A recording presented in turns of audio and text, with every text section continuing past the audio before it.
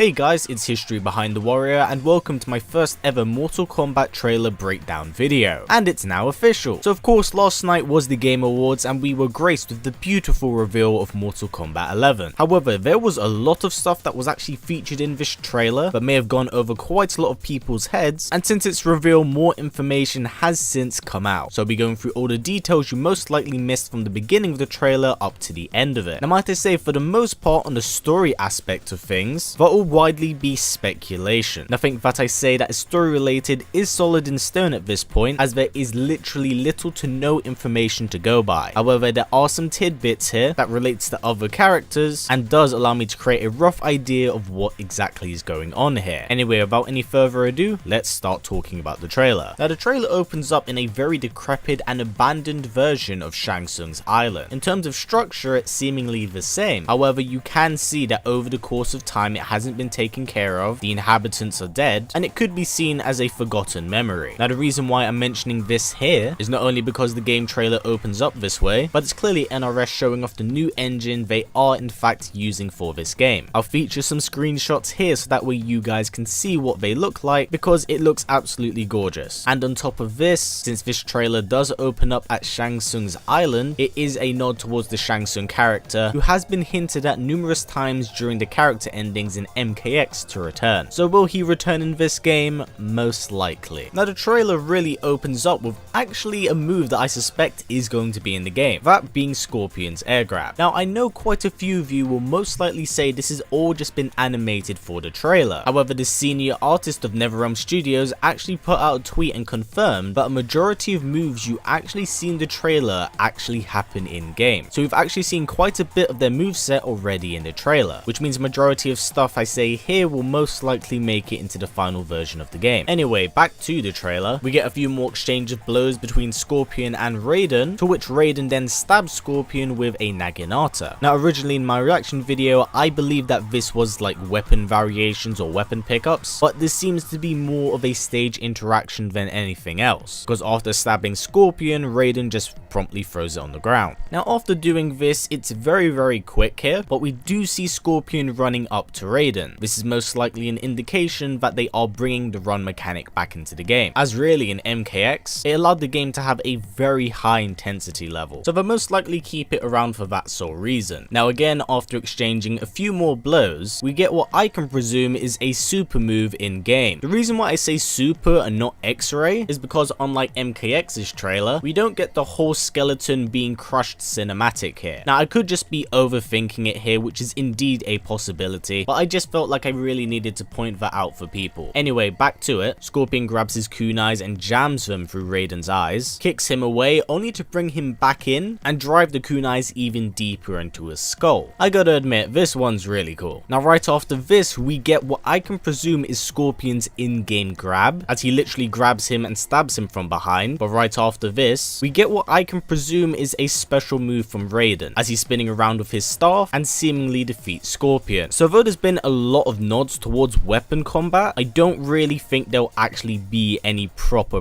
weapon combat. If variations are included in this game, which I believe is a possibility, then one variation will most likely be assigned a weapon role, but you still most likely be able to use certain weapons in particular strings. Now right after this, we get the brutal beatdown of Scorpion. So we get to see him utilize his teleport, and during this beatdown, kind of wall combos, which could actually be a new mechanic they put in game, but I have absolutely no idea how that would work. So please do take that with a grain of salt, as here it does seem very fatality-esque. And to finally top this off, we get a fatality from Corrupted Raiden, which is something I actually haven't mentioned yet. So this is definitely the same Corrupted Raiden from the end of MKX. He definitely looks different in MK11 compared to MKX, but there has been a slight redesign with his costume here. And with him seemingly replacing Sub-Zero in this trailer, it could be NRS marketing trying to push how important Raiden will be in this story, because at the end of MKX it all does allude to a much more villainous side of the character, which further ties into the Dark Raiden persona and the aggressive nature he's now taking, seeing as no one, and I mean absolutely no one, fatalities Scorpion in a Mortal Kombat trailer like that. At least no one does it and walks away from it alive. As you see right after doing this, we seemingly out of nowhere get another Scorpion. Now what in the hell does this mean? Is it time travel? Is it Takeda? What is exactly going on here? Well,